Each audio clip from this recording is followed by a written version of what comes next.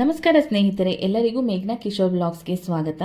ಸ್ನೇಹಿತರೆ, ಎಲ್ಲರಿಗೂ ಒಂದೇ ರೀತಿ ಚಟ್ನಿ ತಿಂದು ಬೋರ್ ಆಗಿದೆಯಾ? ಹಾಗಿದ್ರೆ ಒಮ್ಮೆ ಈ ರೀತಿ ಚಟ್ನಿನೂ ಟ್ರೈ ಮಾಡಿ ನೋಡಿ.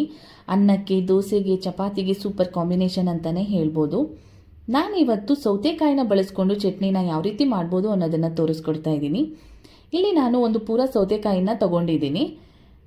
ಹಾಗೆ ಇದಕ್ಕೆ 3ರಿಂದ 4 ಚಮಚದಷ್ಟು ತುರಿದಿಟ್ಕೊಂಡಿರುವಂತಹ ಕಾಯ್ತುರಿನ ಸೇರಿಸ್ತಾ ಇದ್ದೀನಿ. ಖಾರಕ್ಕೆ 5ರಿಂದ 6 ಹಸಿಮೆಣಸಿಕಾಯಿನ ಸೇರಿಸ್ಕೊಂಡು 3 ಎಸಳಿನಷ್ಟು ಬೆಳ್ಳುಳ್ಳಿನ ಸೇರಿಸ್ತಾ ಇದ್ದೀನಿ. ಮತ್ತು ಒಂದು ಗೋಲಿ ಗಾತ್ರದಷ್ಟು ಹುಣಸೆಹಣ್ಣನ್ನು ಸೇರಿಸ್ಕೊಂಡು 1/4 ಚಮಚದಷ್ಟು ಜೀರಿಗೆನೂ ಸಹ ಸೇರಿಸ್ಕೊತಾ ಇದ್ದೀನಿ. ಹಾಗೆ ಸ್ವಲ್ಪ ಕೊತ್ತಂಬರಿ ಸೊಪ್ಪು ಮತ್ತು ರುಚಿಗೆ ತಕ್ಕಷ್ಟು ಉಪ್ಪನ್ನು ಸೇರಿಸಿ ನೀರನ್ನು ಸ್ವಲ್ಪ ಪ್ರಮಾಣದಲ್ಲಿ ಸೇರಿಸ್ಕೋಬೇಕು. ಯಾಕೆಂದರೆ ಸೌತೆಕಾಯಲ್ಲಿ ಆಲ್ರೆಡಿ ನೀರಿನ ಅಂಶ ಇರುತ್ತೆ, ಅದಕ್ಕೋಸ್ಕರ.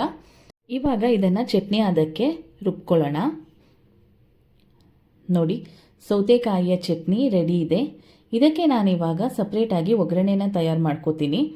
ಒಗ್ಗರಣೆಗೆ 1 ಚಮಚದಷ್ಟು ಎಣ್ಣೆ, ಸಾಸಿವೆ, ಜೀರಿಗೆ ಹಾಗೆ 1 ಮೆಣಸಿಕಾಯಿನ ಹಾಕ್ಕೊಂಡು ಒಗ್ಗರಣೆ ಮಾಡಿ ನಾನಿಲ್ಲಿ ಚಟ್ನಿಗೆ ಮಿಕ್ಸ್ ಮಾಡ್ಕೋತಾ ಇದ್ದೀನಿ.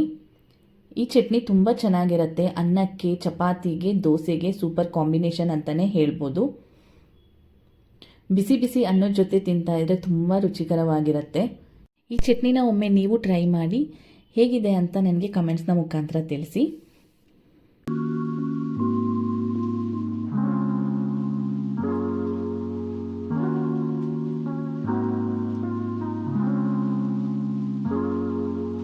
ಈ ವಿಡಿಯೋದಲ್ಲಿ ನಾನು ಮತ್ತೊಂದು ರೆಸಿಪಿನ ತೋರಿಸ್ಕೊಡ್ತಾ ಇದ್ದೀನಿ. ಇನ್ಸ್ಟೆಂಟಾಗಿ ಪ್ರಿಪೇರ್ ಮಾಡುವಂತಹ ರುಚಿಕರವಾದ ನಿಂಬೆಹಣ್ಣಿನ ಖಾರದ ಅನ್ನ. ಇದನ್ನು ಇನ್ಸ್ಟೆಂಟಾಗಿ 5 ನಿಮಿಷದಲ್ಲಿ ನಾವು ಪ್ರಿಪೇರ್ ಮಾಡ್ಕೋಬೋದು. ಇದನ್ನು ಪ್ರಿಪೇರ್ ಮಾಡಲಿಕ್ಕೆ ಇಲ್ಲಿ ನಾನು 2 ನಿಂಬೆಹಣ್ಣನ್ನು ಯೂಸ್ ಮಾಡ್ಕೋತಾ ಇದ್ದೀನಿ. ಒಂದು ಬಟ್ಲಿಗೆ 1 ಚಮಚದಷ್ಟು ಖಾರದ ಪುಡಿಯನ್ನು ತಗೊಂಡಿದ್ದೀನಿ. ಹಾಗೆ ರುಚಿಗೆ ತಕ್ಕಷ್ಟು ಉಪ್ಪನ್ನು ಹಾಕ್ಕೊಂಡು ಇದಕ್ಕೆ ನಿಂಬೆಹಣ್ಣನ್ನು ಸ್ಕ್ವೀಸ್ ಮಾಡ್ಕೋತಾ ಇದ್ದೀನಿ. 2 ನಿಂಬೆಹಣ್ಣಿನ ರಸವನ್ನು ಸ್ಕ್ವೀಸ್ ಮಾಡ್ಕೊತಾ ಇದ್ದೀನಿ. ಮತ್ತು ಇದಕ್ಕೆ ಸಪ್ರೇಟಾಗಿ ನಾನು ಒಗ್ಗರಣೆನ ತಯಾರು ಮಾಡ್ಕೊಂಡಿದ್ದೀನಿ. ಒಗ್ಗರಣೆಗೆ 1 ಸ್ಪೂನಷ್ಟು ಎಣ್ಣೆ, ಸಾಸಿವೆ, ಜೀರಿಗೆ ಮತ್ತು ಕರಿಬೇವಿನ ಸೊಪ್ಪನ್ನು ಹಾಕ್ಕೊಂಡಿದ್ದೀನಿ. ಹಾಕಿ ನಾನು ಒಗ್ಗರಣೆನ ತಯಾರು ಮಾಡಿಕೊಂಡು ಈ ಮಿಶ್ರಣಕ್ಕೆ ಮಿಕ್ಸ್ ಮಾಡ್ಕೋತಾ ಇದ್ದೀನಿ. ನೋಡಿ, ಈಗ ಖಾರ ರೆಡಿ ಇದೆ. ಈ ಖಾರವನ್ನು ನಾವು 2 ದಿನಗಳ ಕಾಲ ಫ್ರಿಜ್ನಲ್ಲಿ ಸ್ಟೋರ್ ಮಾಡಿ ಇಟ್ಕೋಬೋದು. ಇದನ್ನು ದೋಸೆಗೂ ಸಹ ನಾವು ಯೂಸ್ ಮಾಡ್ಕೋಬೋದು. ಮನೆಯಲ್ಲಿ ಬರೀ ಅನ್ನ ಇದೆ, ಸಾಂಬಾರು ಏನು ಮಾಡೋದು ಅನ್ನೋ ಚಿಂತೆ ಬೇಡ.